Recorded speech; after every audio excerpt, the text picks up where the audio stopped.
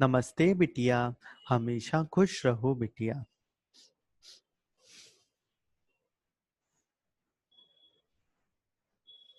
I am Dr. Bharat Sharma, Assistant Professor, Department of Pathology, Faculty of Homeopathic Science, Jyoti Vidyapeeth, Women's University, Jaipur. Today's topic is necrosis. Now, necrosis is defined as a localized area of death of tissue, followed later by degradation of tissue by hydrolytic enzymes liberated from dead cells. It is invariably accompanied by inflammatory reactions. Necrosis can be caused by various agents such as hypoxia, chemical and physical agents, microbial agents, and immunological injuries. Based on etiology and morphologic appearance, there are five types of necrosis: coagulative necrosis, liquefaction necrosis, caseous necrosis, fat necrosis, and fibrinoid necrosis. Now, first is coagulative necrosis.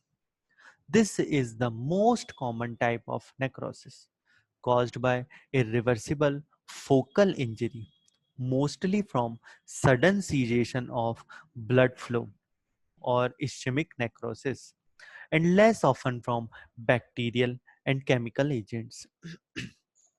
The organ commonly affected are the heart, kidney, and the spleen.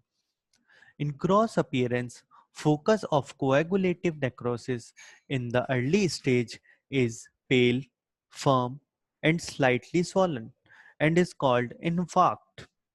With progression, the affected part becomes more yellowish, softer, and shrunken. Morphological appearance. The hallmark of coagulative necrosis is the conversion of normal cell into their tombstones. That is, outline of the cells are retained and the cell type can still be recognized, but their cytoplasmic and nuclear details are lost. The necrosed cells are swollen and have more eosinophilic cytoplasm than the normal. These cells show nuclear changes of pycnosis, karyorrhexis, and karyolysis. Second is liquefactive necrosis.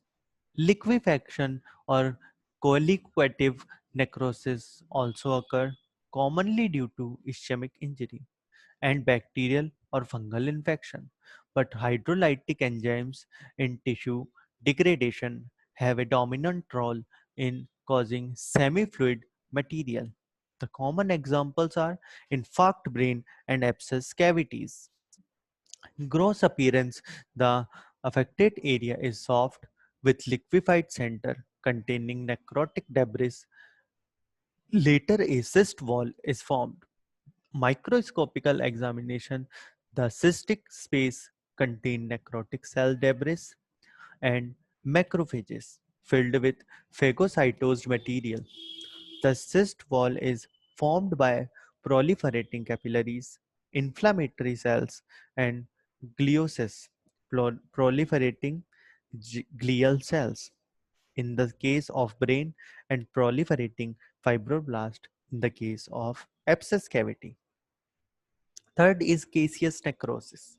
Caseous necrosis is found in the center of foci of tuberculosis infection. It combines feature of both coagulative necrosis and liquefactive necrosis. In gross appearance, foci of caseous necrosis resemble dry cheese and are soft, granular, and yellowish.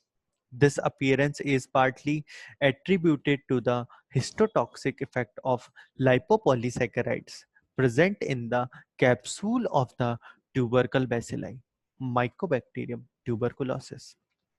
Microscopic examination shows center of the necrosed focus contain structureless eosinophilic material having scattered granular debris of disintegrated nuclei.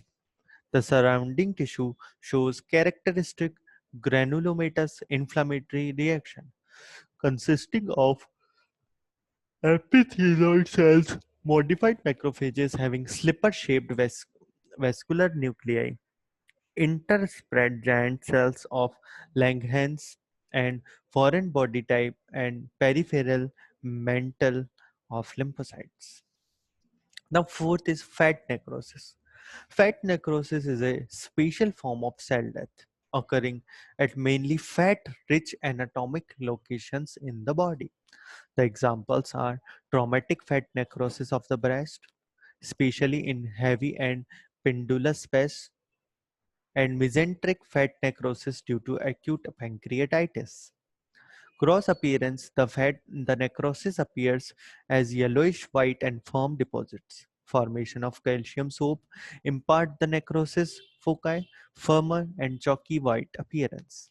Microscopic examination shows the necrosed fat cells have cloudy appearance and are surrounded by an inflammatory reaction.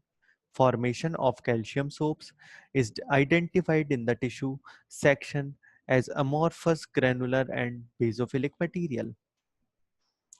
Now last is fibrinoid necrosis. Fibrinoid necrosis is characterized by deposition of fibrin-like material which has the staining property of fibrin such as phosphotinguistic acid hematoxylin stain. It is encountered in various examples of immunologic tissue injury. Example is an immune complex vasculitis, autoimmune disease, arthritis reaction, arterioles in hypertension, and peptic ulcer. This session is powered by Digital Version 2.0 Jyoti Vidyapeeth Women's University. I hope you all enjoy this session. If you have any query, please mention it in comment box. Thank you.